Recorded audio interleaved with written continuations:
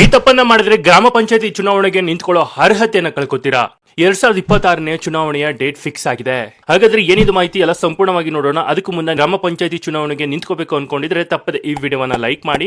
ಹಾಗೆ ನಿಮ್ಗೆ ಯಾವ ಗ್ರಾಮ ಪಂಚಾಯತಿ ಬರುತ್ತೆ ಅಂತ ನಮಗೆ ಕಮೆಂಟ್ ಮೂಲಕ ತಿಳಿಸಿ. ಇಡೀ ಕರ್ನಾಟಕದ ಎಲ್ಲ ಗ್ರಾಮ ಪಂಚಾಯಿತಿಗಳಿಗೆ ಚುನಾವಣೆಯ ದಿನಾಂಕ ಹಾಗೂ ಮೀಸಲಾತಿಯ ಪಟ್ಟಿ ಪ್ರಕಟಣೆಗೆ ಅಧಿಸೂಚನೆ ಹೊರಡಿಸಲಾಗಿದೆ. ಅಂದ್ರೆ ಯಾವ ಜಿಲ್ಲೆಗಳ ಯಾವ ಗ್ರಾಮ ಪಂಚಾಯಿತಿಗಳಿಗೆ ಯಾವ ಕೆಟಗರಿ ಸ್ಥಾನಗಳ ಮೀಸಲಾತಿ ಹಾಗೂ ಅಧ್ಯಕ್ಷ ಸ್ಥಾನ ಮೀಸಲಾತಿ ಹಾಗೂ ಗ್ರಾಮ ಪಂಚಾಯಿತಿ ಸದಸ್ಯರ ಯಾವ ಕೆಟಗರಿ ಮೀಸಲಾತಿ ಎನ್ನುವಂತಹ ಅಧಿಕೃತ ಅಧಿಸೂಚನೆ ಪ್ರಕಟವಾಗಿದ್ದು, ರಾಜ್ಯದಲ್ಲಿ ಈಗಾಗಲೇ ಅನೇಕ ಗ್ರಾಮ ಪಂಚಾಯಿತಿಗಳ ಅಧಿಕಾರ ಅವಧಿಯು ಮುಗಿದಿತ್ತು. ಕರ್ನಾಟಕ ರಾಜ್ಯ ಸರ್ಕಾರದಿಂದ ರಾಜ್ಯದ ಅಧಿಕಾರ ಅವಧಿ ಮುಗಿದಿರುವಂತಹ ಜಿಲ್ಲೆಗಳ ಹಾಗೂ ತಾಲೂಕುಗಳ ಮತ್ತು ಗ್ರಾಮ ಪಂಚಾಯಿತಿಗಳ ಚುನಾವಣೆಯ ಅವಧಿಯವರೆಗೂ ಗ್ರಾಮ ಪಂಚಾಯಿತಿ ಆಡಳಿತ ಅಧಿಕಾರಿಯನ್ನಾಗಿ ನೇಮಿಸಿ ರಾಜ್ಯ ಸರ್ಕಾರವು ಈಗಾಗಲೇ ಅಧಿಕೃತವಾಗಿ ಆದೇಶವನ್ನು ಹೊರಡಿಸಲಾಗಿದೆ. ರಾಜ್ಯದಲ್ಲಿ ಈಗಾಗಲೇ ಗ್ರಾಮ ಪಂಚಾಯಿತಿಗಳ ಅಧಿಕಾರ ಅವಧಿಯು ಅಂತ್ಯಗೊಂಡಿದ್ದು, ಮೀಸಲಾತಿಯ ಅಧಿಸೂಚನೆಯನ್ನ ಪ್ರಕಟಿಸಲಾಗಿದೆ. ಗ್ರಾಮ ಪಂಚಾಯಿತಿಗಳ ಚುನಾವಣೆ ಎಂದೇನೆ ಹಾಗೆ ಊರಿನಲ್ಲಿ ಹಬ್ಬ. ಗ್ರಾಮ ಪಂಚಾಯಿತಿಗಳ ಚುನಾವಣೆ ಅಂದ್ರೇನೆ ಊರಿನಲ್ಲಿ ಹಬ್ಬವೋ ಹಬ್ಬ. ಗ್ರಾಮ ಪಂಚಾಯಿತಿಗಳಲ್ಲಿ ನಡೆಯುವಂತಹ ಚುನಾವಣೆಯು ಅತ್ಯಂತ ಪ್ರಭಾವಶಾಲಿಯಾಗಿರುತ್ತೆ. ಇಲ್ಲಿ ಯಾವುದೇ ರಾಷ್ಟ್ರೀಕೃತ ಹಾಗೂ ಪ್ರಾದೇಶಿಕ ಚಿಹ್ನೆಗಳು ಇರೋದಿಲ್ಲ. ಆದರೂ ಸಹ ಇಲ್ಲಿ ಒಂದೇ ಊರಿನವರಾಗಿದ್ದು ಮತದಾನ ಮಾಡುವುದು ಹಾಗೂ ಚುನಾವಣೆಗೆ ಸ್ಪರ್ಧಿಸುವುದು ಅತ್ಯಂತ ಕಷ್ಟಕರ ಅನ್ಬಹುದು. ಈಗಾಗಲೇ ಗ್ರಾಮ ಪಂಚಾಯಿತಿ ಚುನಾವಣೆಗೆ ಸ್ಪರ್ಧಿಸಲು ಅಭ್ಯರ್ಥಿಗಳನ್ನ ಸಾಕಷ್ಟು ಜನ ತಯಾರಿ ಮಾಡ್ತಾ ಇದ್ದಾರೆ ಹಾಗೂ ಸದಸ್ಯ ಸ್ಥಾನಕ್ಕೆ ಸ್ಪರ್ಧಿಸಲು ಅಭ್ಯರ್ಥಿಗಳು ಕೂಡ ಸಿದ್ಧರಾಗ್ತಾ ಇದ್ದಾರೆ. ಈಗಿನಿಂದಾನೇ ಚುನಾವಣೆಯನ್ನ ಹೇಗೆ ಮಾಡಬೇಕು ಎನ್ನುವಂತಹ ಪ್ಲಾನ್ಗಳು ಸಹ ಅಲ್ಲಲ್ಲಿ ನಡೀತಾ ಇರುತ್ತವೆ. ಗ್ರಾಮ ಪಂಚಾಯಿತಿ ಚುನಾವಣೆಗಳು ಅಂದ್ರೇನೆ ಹಾಗೆ ಅಷ್ಟೊಂದು ವೈಯಕ್ತಿಕ ಹಾಗೂ ಭಿನ್ನವಾಗಿ ಸ್ಪರ್ಧಿಸಲಿದ್ದಾರೆ. ಈ ಚುನಾವಣೆಯು ಅತ್ಯಂತ ಸ್ಥಳೀಯ ಮಟ್ಟದ ದೇಶದ ಕೇಂದ್ರೀಕೃತ ಆಡಳಿತವಾಗಿದ್ದು, ಈಗಾಗಲೇ ಗ್ರಾಮ ಪಂಚಾಯಿತಿಗಳ ಅಧಿಕಾರ ಅವಧಿ ಮುಗಿದಿದ್ದು, ಆಡಳಿತಾಧಿಕಾರಿಯನ್ನ ನೇಮಿಸಿ ರಾಜ್ಯ ಸರ್ಕಾರವು ರಾಜ್ಯದ ಎಲ್ಲಾ ಜಿಲ್ಲಾಧಿಕಾರಿಗಳಿಗೆ ಈಗಾಗಲೇ ಅಧಿಸೂಚನೆಯನ್ನ ಹೊರಡಿಸಲಾಗಿದೆ ಹಾಗೂ ಅತಿ ಶೀಘ್ರದಲ್ಲಿಯೇ ಮೀಸಲು ಅಧಿಸೂಚನೆಯನ್ನ ಪ್ರಕಟಿಸಲಿದ್ದಾರೆ. ಬನ್ನಿ, ಇಷ್ಟಕ್ಕೂ ನಿಮ್ಮ ಊರಿನಲ್ಲಿಯೂ ಕೂಡ ಈ ಬಾರಿ ನಡೆಯುತ್ತಿರುವಂತಹ ಗ್ರಾಮ ಪಂಚಾಯಿತಿ ಚುನಾವಣೆಗೆ ಯಾವ ಕ್ಯಾಟಗರಿಯ ಯಾವ ಮೀಸಲಾತಿ ಇದೆ ಹಾಗೂ ಅಧ್ಯಕ್ಷ ಸ್ಥಾನ ಯಾವ ಕೆಟಗರಿಗೆ ಬರ್ತಾ ಇದೆ ಎನ್ನುವ ಬಗ್ಗೆ ಕಂಪ್ಲೀಟ್ ಆಗಿ ತಿಳಿದುಕೊಳ್ಳಲು ವಿಡಿಯೋನ ಕೊನೆಯವರೆಗೂ ನೋಡಿ.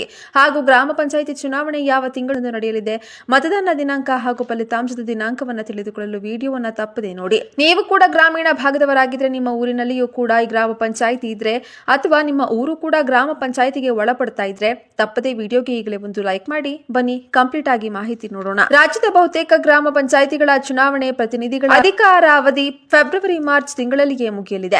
ಹೀಗಾಗಿ 2026ರ ಏಪ್ರಿಲ್ ಮೇ ತಿಂಗಳುಗಳಲ್ಲಿ ಚುನಾವಣೆ ನಡೆಸಲು ಸರ್ಕಾರ ಸಜ್ಜಾಗಿದ್ದು, ಪೂರ್ವ ಸಿದ್ಧತೆಗೆ ರಾಜ್ಯದ ಎಲ್ಲಾ ಜಿಲ್ಲಾಧಿಕಾರಿಗಳಿಗೆ ನಿರ್ದೇಶನ ಕೂಡ ನೀಡಲಾಗಿದೆ. ರಾಜ್ಯದ 5,948 ಗ್ರಾಮ ಪಂಚಾಯಿತಿಗಳ ಪೈಕಿ 5,698 ಗ್ರಾಮ ಪಂಚಾಯಿತಿಗಳಿಗೆ 2020 ಡಿಸೆಂಬರ್ನಲ್ಲಿ ಚುನಾವಣೆಯಾಗಿತ್ತು. ಅಧ್ಯಕ್ಷ ಉಪಾಧ್ಯಕ್ಷರ ಚುನಾವಣೆ 2021-22ರಲ್ಲಿ ನಡೆದಿದ್ದರಿಂದ 26ರ ಫೆಬ್ರವರಿ 2ನೇ ವಾರಕ್ಕೆ ಈ ಪಂಚಾಯಿತಿ ಚುನಾಯಿತ ಸದಸ್ಯರ ಅಧಿಕಾರಾವಧಿ ಮುಗಿಯಲಿದೆ. ಇದರೊಟ್ಟಿಗೆ 2026ರ ಮಾರ್ಚ್ಗೆ ಮುಗಿಯುವ 92 ಗ್ರಾಮ ಪಂಚಾಯಿತಿಗಳನ್ನ ಸೇರಿಸಿ ಚುನಾವಣೆ ನಡೆಸಲು ಸರ್ಕಾರ ತಯಾರಿ ನಡೆಸಿದೆ. ಈಗಾಗಲೇ ರಾಜ್ಯದ 187 ನಗರ ಸ್ಥಳೀಯ ಸಂಸ್ಥೆಗಳ ಕೌನ್ಸಿಲ್ ಅವಧಿ ಮುಗಿದಿದೆ. 2021ರಿಂದಾನೇ ರಾಜ್ಯದ 31 ಜಿಲ್ಲಾ ಪಂಚಾಯಿತಿ ಹಾಗೂ 240 ತಾಲೂಕು ಪಂಚಾಯಿತಿಗಳಿಗೂ ಚುನಾವಣೆ ಪ್ರತಿನಿಧಿಗಳಿಲ್ಲ. ಈಗ 5,790 ಗ್ರಾಮ ಪಂಚಾಯಿತಿಗಳನ್ನ ಆಡಳಿತ ಅಧಿಕಾರಿಗಳ ಮೇಲೆ ನಿರ್ವಹಿಸಿದರೆ ಸರ್ಕಾರ ಆಕ್ಷೇಪಕ್ಕೆ ಗುರಿಯಾಗುವ ಸಾಧ್ಯತೆಗಳಿವೆ. ಈ ಮಧ್ಯೆ ರಾಜ್ಯ ಗ್ರಾಮೀಣ ಪಂಚಾಯಿತಿ ಸದಸ್ಯರ ಮಹಾ ಒಕ್ಕೂಟವು ಅಧಿಕಾರಿಗಳ ನೇಮಕದ ವಿರುದ್ಧ ಪ್ರತಿಭಟನೆ ತುಳಿದಿದ್ದು, ಚುನಾವಣೆಯ ಅಧಿಸೂಚನೆ ಹೊರಡಿಸುವವರೆಗೂ ಹಾಲಿ ಆಡಳಿತ ಮಂಡಳಿಯ ಅಧಿಕಾರವನ್ನೇ ಮುಂದುವರೆಸಲು ಒತ್ತಾಯಿಸಿತು. ಇದಕ್ಕೆ ಜೆಎಚ್ ಪಾಟೀಲ್ ಸರ್ಕಾರವು ಗ್ರಾಮ ಪಂಚಾಯಿತಿ ಆಡಳಿತಾವಧಿಯನ್ನು 15 ತಿಂಗಳ ಮುಂದುವರೆಸುವ ಉದಾಹರಣೆ ನೀಡಲಾಗಿತ್ತು. ಈ ಎಲ್ಲ ಕಾರಣಗಳಿಂದಾಗಿ ಹೊಸ ಗೊಂದಲ ಸೃಷ್ಟಿಗೆ ಅವಕಾಶ ಮಾಡಿಕೊಡಬಾರದು ಎಂದು ಸರ್ಕಾರ ಈಗ ಗ್ರಾಮ ಪಂಚಾಯಿತಿ ಚುನಾವಣೆಗೆ ಸಿದ್ಧತೆ ನಡೆಸಿದೆ ಎಂದು ಅಧಿಕಾರಿಯೊಬ್ಬರು ತಿಳಿಸಿದ್ದಾರೆ. ಮೀಸಲು ಅಧಿಸೂಚನೆಗೆ ಕ್ರಮ. ರಾಜ್ಯ ಸರ್ಕಾರವು ಚುನಾವಣಾ ಆಯೋಗವು ಅವಧಿ ಪೂರ್ಣಗೊಂಡ ಗ್ರಾಮ ಪಂಚಾಯಿತಿಗಳಿಗೆ ನಿಗದಿತ ಕಾಲಮಿತಿಯನ್ನ ಮೀಸಲಿಡಲು ಅಧಿಸೂಚನೆ ಹೊರಡಿಸಿರುವಂತೆ ರಾಜ್ಯ ಸರ್ಕಾರವನ್ನು ಕೋರಿದೆ. ಜೊತೆಗೆ ಈ ಬಗ್ಗೆ ಸರ್ಕಾರದ ವಿರುದ್ಧ ಹೈಕೋರ್ಟ್ನಲ್ಲಿ ರಿಟ್ ಕೂಡ ಸಲ್ಲಿಕೆಯಾಗಿದೆ. ಹೀಗಾಗಿ ಕರ್ನಾಟಕ ಗ್ರಾಮ ಸ್ವರಾಜ್ ಮತ್ತು ಪಂಚಾಯತ್ ರಾಜ್ ಅಧಿನಿಯಮ 1993 ಅಡಿಯಲ್ಲಿ 31ನೇ ಸಾಲಿನ ಗ್ರಾಮ ಪಂಚಾಯಿತಿ ಸಾರ್ವತ್ರಿಕ ಚುನಾವಣೆ ನಡೆಸಲು ಸಿದ್ಧತೆಯನ್ನ ಕೈಗೊಳ್ಳಬೇಕು. ಈ ಬಗ್ಗೆ ಕೈಗೊಂಡ ಕ್ರಮದ ವರದಿಯನ್ನ ಸರ್ಕಾರ ಹಾಗೂ ರಾಜ್ಯ ಚುನಾವಣಾ ಆಯೋಗಕ್ಕೆ ಸಲ್ಲಿಸುವಂತೆ ಗ್ರಾಮ ಅಭಿವೃದ್ಧಿ ಮತ್ತು ಪಂಚಾಯತ್ ರಾಜ್ ಇಲಾಖೆ ಸರ್ಕಾರದ ಕಾರ್ಯದರ್ಶಿಗಳು ರಾಜ್ಯದ ಎಲ್ಲ ಜಿಲ್ಲಾಧಿಕಾರಿಗಳಿಗೆ ನಿರ್ದೇಶನ ನೀಡಿದ್ದಾರೆ. ಈಗ ಅಂದುಕೊಂಡಂತೆ ಕಾಲಮಿತಿಯಲ್ಲಿ ಮೀಸಲು ಅಧಿಸೂಚನೆ ಹೊರಬಿದ್ದಿದ್ದು, ಯಾವುದೇ ಹೊಸ ಗೊಂದಲ ಸೃಷ್ಟಿಯಾಗದೇ ಇದ್ರೆ ಏಪ್ರಿಲ್ ಮೇ ತಿಂಗಳಲ್ಲಿ ಗ್ರಾಮ ಪಂಚಾಯಿತಿಗಳಿಗೆ ಚುನಾವಣೆ ಸರಾಗವಾಗಿ ನಡೆಯಲಿದೆ. ನೋಡಿದಲ್ಲ ಸ್ನೇಹಿತರೆ, ಗ್ರಾಮ ಪಂಚಾಯತಿ ಚುನಾವಣೆಗೆ ನಿಂತ್ಕೋಬೇಕಾದ್ರೆ ಯಾವೆಲ್ಲ ರೂಲ್ಸ್ ಅಂಡ್ ರೆಗ್ಯುಲೇಷನ್ಸ್ ಇದೆ, ಹಾಗೆ ಯಾವೆಲ್ಲ ಚುನಾವಣೆಯ ದಿನಾಂಕ ಫಿಕ್ಸ್ ಆಗಿದೆ ಅಂತ ಈ ಬಗ್ಗೆ ನೀವೇನ್ ಹೇಳ್ತೀರಾ? ನಿಮ್ಮ ಅನಿಸಿಕೆ ಅಭಿಪ್ರಾಯಗಳನ್ನ ನಮಗೆ ಕಮೆಂಟ್ ಮೂಲಕ ತಿಳಿಸಿ. ಹಾಗೆ ಯಾರೆಲ್ಲ ಗ್ರಾಮ ಪಂಚಾಯತಿ ಚುನಾವಣೆಗೆ ನಿಂತ್ಕೋಬೇಕು ಅನ್ಕೊಂಡಿದ್ದಾರೆ ಅಂತವ್ರಿಗೆ ಈ ವಿಡಿಯೋವನ್ನ ತಪ್ಪದೇ ಶೇರ್ ಮಾಡಿ. ಅವ್ರಿಗೆ ಈ ವಿಡಿಯೋ ತುಂಬಾನೇ ಹೆಲ್ಪ್ ಆಗುತ್ತೆ.